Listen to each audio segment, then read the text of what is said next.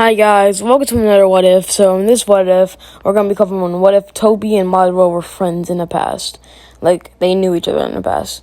I'm not talking about Obito at all. I'm talking about, like, Swirly, aka Guru, as a reincarnation or something of another kid from back then. So, let's get into this story. So, there was this kid with, I'm not gonna say his name because I don't want to really. I'm gonna keep that a secret, but we're just gonna call him Tobi because that's what he likes to be called. So Tobi, the kid with the orange mask, he always wears it. He always wore it, and he came across this kid, aka Madara. And Madara was playing with his friend Hashirama. And they were doing the skipping stone stuff. Tobi was walking past everything. Now Tobi is a Uchiha in the Well, we're gonna make Tobi a Uchiha. So Tobi was walking past. He just walks past, right? Then when he walks past, he sees them and he wants to join in. So he asked if he could join in. Madara and Hashirama said sure, and they started to play with each other. They were playing the skipping stones and all that. They were having fun, and they were like, they became best friends, pretty much. They all became best friends. So years later, so now let's make this like years later. Tobi, this is the Hashirama versus Madara fight. Years later, this will be changed because if Tobi was friends, then like Tobi could join on in the fight probably. And at this time, Tobi he unlocked his Mangekyo Sharingan as a kid, witnessing something. He unlocked Mangekyo Sharingan when one of his friends got murdered in front of him. His Mangekyo Sharingan is like a whirl of... It's like kind of complicated. It's like a whirlpool. Not a whirlpool, but a swirl. Like a swirl of... Like, if you stare at it too long, then you get into a genjutsu quick. Like, if you stare at it for 10 seconds, you get into genjutsu without him even trying. Then Tobi would be known as the Black Kitsune. The Black Kitsune, and he'll also in the Cloud Village. If he ever went there, he'll be known as the Orange Kitsune. So yeah, Tobi was very feared, and people didn't want to come across him in any village. If they came across him, they would try to hide somewhere, and sometimes the people who fought him would be sucked into his Kamoi. They'll be in his pocket Kamoi dimension, and in the Kamoi dimension, they will be in a fight with him, and the people that went to the Kamoi never came back ever again. And if they managed to come back, they'll be changed, and they would be bleeding with blood over them. Now, Madara at this point would be like kind of a like. I'll say like he was more like he wasn't trying to do the fight really, but he had to because they both Hashirama and Madara were in a they were disagreeing on the way they should do the village. So while that was happening, Tobi was eavesdropping and heard everything, and then he thought of what he could do to make the fight happen, because Tobi is like, he was waiting for the fight to happen. Then he gave Madara the idea to summon the Nine Tails of a contract. He gave Madara the contract for the Nine Tails to be summoned. And once the Nine Tails was summoned, the village, as you know, the battle went way differently. Instead of Madara's Susanoo being used, it will be Tobi's Susanoo being used. Tobi's Susanoo was a bright, it was a dark Susanoo. It was blackish. It was like black. It was a black color, and it was pretty much a chakra drainer. It would drain the person whoever touched the Susanoo. Chakra would be drained, kind of like an anti-chakra thing, which it will take chakra and turn it into nature chakra, aka natural. Tobi is a Uchiha who already mastered Sage mode, so this Sage mode wouldn't be a big problem for if Hashirama tried to go against him with the Sage mode. Tobi could literally pull out a Sage mode and defeat Hashirama easily. And at this point, Tobi was very ruthless. He didn't really care. He would just pull out some Kamui and just kill Hashirama probably. So, and also the abilities of Tobi's Sage mode is changed because of his Sharingan. A Sage mode would be a very powerful technique along with his Sharingan. Sage mode is godly. His Sage mode cannot be defeated. His Sage mode is known as the most deadliest Sage mode ever. So about the fight. The fight happens during Madara versus Hashirama. Tobi joined and worked with Madara. Tobi was very smart about what he was doing. He wasn't going straight. He was learning what Hashirama's next move was. Then in this one, Madara and Hashirama actually die. Well, we think Madara dies, but he actually was alive. Tobi actually was the one who stayed alive. Tobi was very mastered for what he was doing. Tobi took notes of what Hashirama's attacks would be, so he knew what Hashirama's attacks were going to be. So, after Madara Uchiha was he used his cost the life of his Sharingan while doing some, I forgot the name of it, but he made like some type of clone of his body, I believe. I remember. And Tobi would be there. Tobi would summon another tailed beast to the Leaf Village this time. He will be summoning a synthetic tailed beast he made, aka the 12 Tails.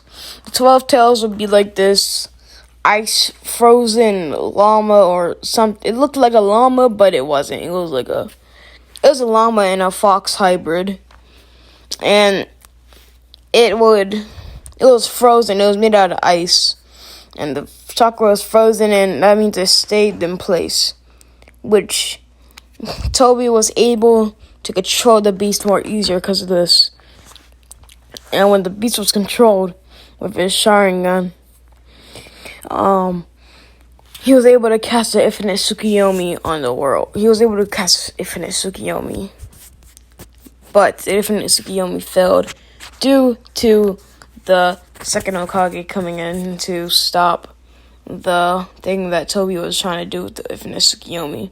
But Tobi didn't give up. Years later, Tobi would come back to the village after him being in the forest for some time.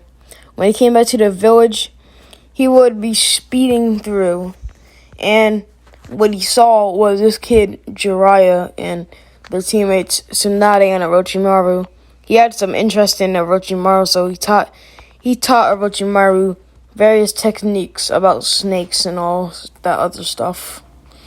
And also, he gave Orochimaru a dojutsu, and he gave him a Rinnegan.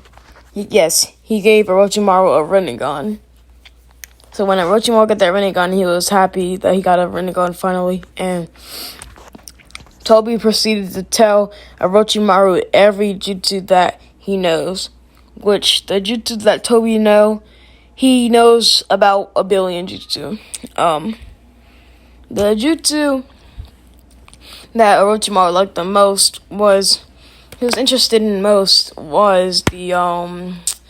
jutsu that Tobi made called.